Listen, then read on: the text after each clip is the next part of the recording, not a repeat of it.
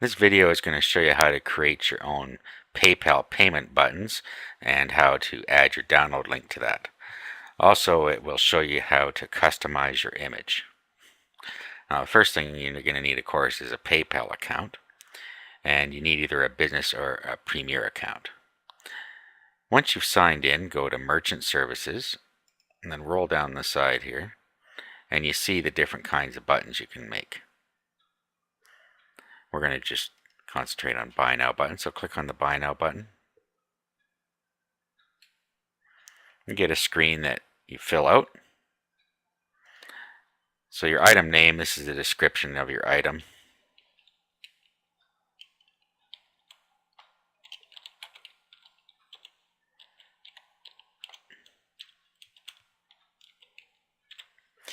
You can give it an item number, that's optional. Just key it in there. The price you're going to charge, and the currency, and you can pick any of these currencies that they give you the choice of in here. Buyer's default country. This just sets the default of what PayPal thinks the buyers are coming from, the country they're coming from. Usually you might want to set that to United States because that's probably where most of the buyers come from. But it is an optional field and you can just set it however you want. All it does really is it sets the parameters on the page, and they would have to change a country if they're not from the country you chose there. You can have an optional weight here if your product is a physical product. Now here you can choose one of PayPal's predefined buttons. You can either use the default button or you can click on the link and you can pick any of their buttons here if you want to change it.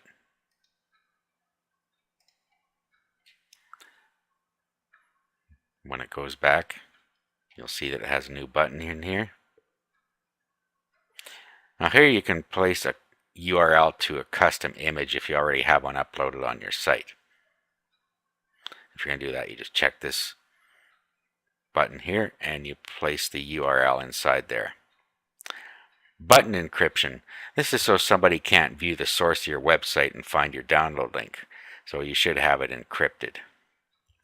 If you're not sending them to a download page, it doesn't matter whether you have it encrypted or not. Shipping options. You can set up in your profile a shipping table and tell them how much shipping will be in there. Or you can use a flat rate amount if you're going to ship it, and you just check this and you put how much it is here. If you don't put anything in there in your table, in your profile, then no shipping will be charged. Then your sales tax options. You have the same thing here. In your profile you can set up how you're going to charge sales tax, or you can put a flat rate amount in here. Now at this point you can either create the button or add more options. If you're going to send them to a download page, you're going to want to add more options.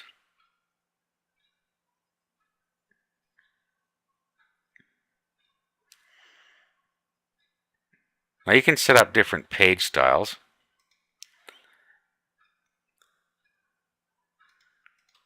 And we'll go over that in a minute. But if you just leave it as default, it'll just use PayPal's colors on there and you'll use the standard PayPal page. Now here, this is where you would put your download link to your product if you were sending them to a URL after you were done. So you'd already have to know that in advance.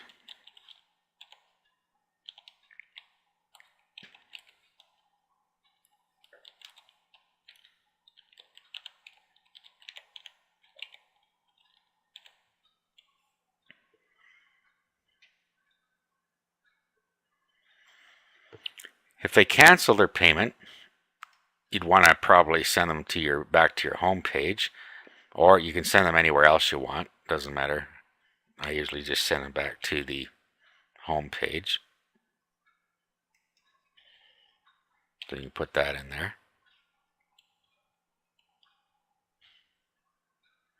This is where you set up your shipping preferences. This, of course, is for physical products. And the first one, if you wanted them to be allowed to purchase more than one, you'd set this to yes. Otherwise, it won't let them change the quantity field, and it will remain as one. Here you can set whether you want to make shipping optional or have required shipping or no shipping needed. So on a digital product, you can just set that to no shipping needed. You can give them special instructions here, and you just set that to yes if you want to use it, and you put the title in here. And here you put the address to receive payment notifications, and PayPal will send you an email every time somebody sends a payment. At this point we're done, so we just click the create button now.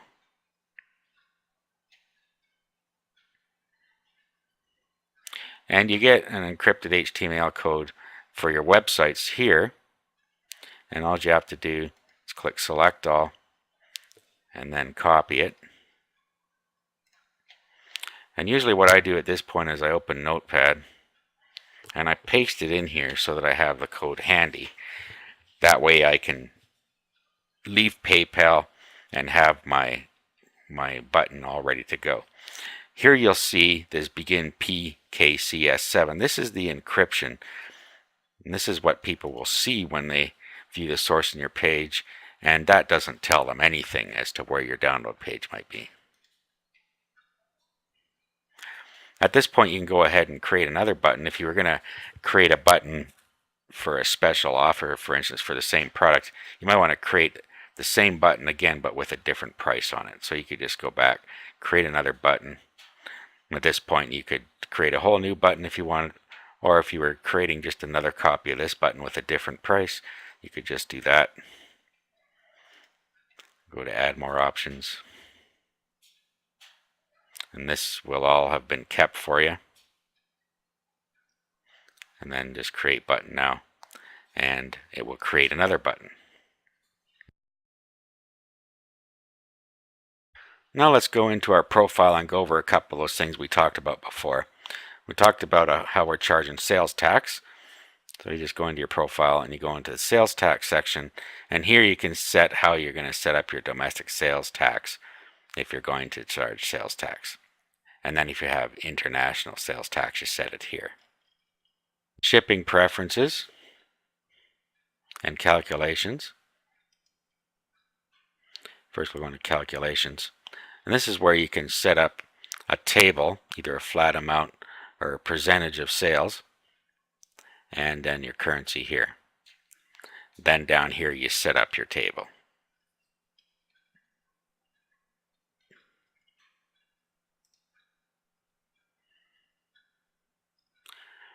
Shipping preferences. This is just where your shipping information is. And you can put your UPS account information in here as well, and your default carrier. And if you want to have a return link to show to your buyers, you'd place that here, and then display a ship button. You can do that here and then choose which one you want. Save those options. Of course, this is not even relevant if you're shipping digital products. Down here we have custom payment pages. This is what I was talking about earlier. So you can, this is the PayPal primary one, you can actually create a new page just by clicking add.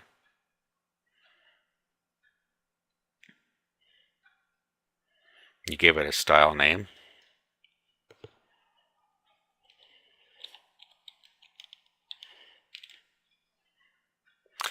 If you have a header image you want to use, you place that here.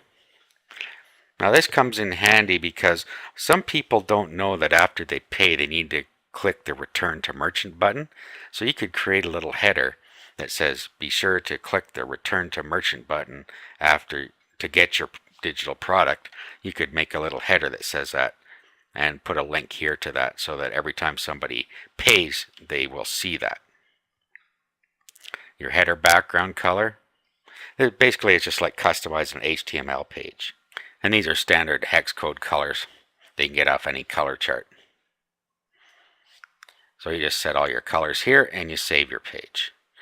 That will then be available on the drop-down list in your payment when you create your payment buttons. The last thing we'll do is we'll customize the image on the button we just created. Now presumably what you would do now is you would place your button on an HTML page, and you would have your page in a folder that you would upload to the internet. In there you might want to actually also put a payment button image. If you wanted to have your own image, you could put it in the same folder, and then you could just change it in here. So let's do a quick example of that.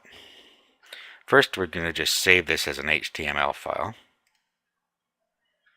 and we'll call it example.html.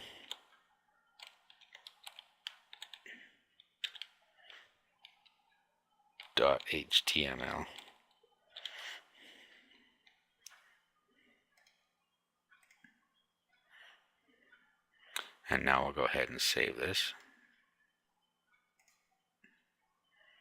And you'll see that it's now been named example. So if I were to click on this now, you see that we have our payment button here, and that's all we have on this particular HTML page. And if we click on this button, you'll see that it brings it up with our company name, My Product 1, which is the description we gave it, and $17 US, which was the price we gave it. Then people can proceed either by paying by credit card or by signing into PayPal. And then if we view the page source, you'll see that we have our encrypted button here, and that's all that's on there. Now, if we wanted to change the image, we would put this into its own folder and put the image in there as well. Or if you were uploading your site to the root directory of your hosting account, you would also load the picture into the root directory. Or you could load the picture into any other directory and link to it in the URL.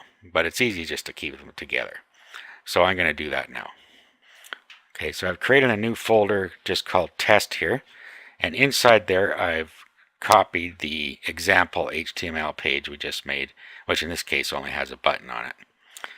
So as you can see, our example.html is in here. So all we need to do is place the image in here as well. So we'll go find an image to use. Alright, so I found a button we're going to use. And here's what it looks like here. Now all you have to do, very simply, is you can open it with Notepad to change it. And all you have to do is go where it says image alt equals 0, border equals 0, source equals, and make sure at the end of it, don't change this one that says pixel.gif or your button won't work. Make sure you change the one that says something about button on it, which is this line here. So remove all of this, or highlight it all. So right after it says image source equals, inside the quotes, highlight that and just put the name of your button in there. In our case, it was button2.jpg, I believe. Verify that. Button2.jpg.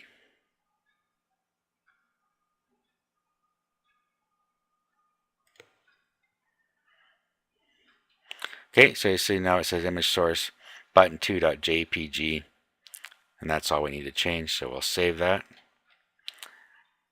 Now when we click on this, you'll see that it has replaced the button that PayPal gave us with our custom button. When we click on that, we go to the regular PayPal payment page. So that's it. That's how easy it is to create your own PayPal button.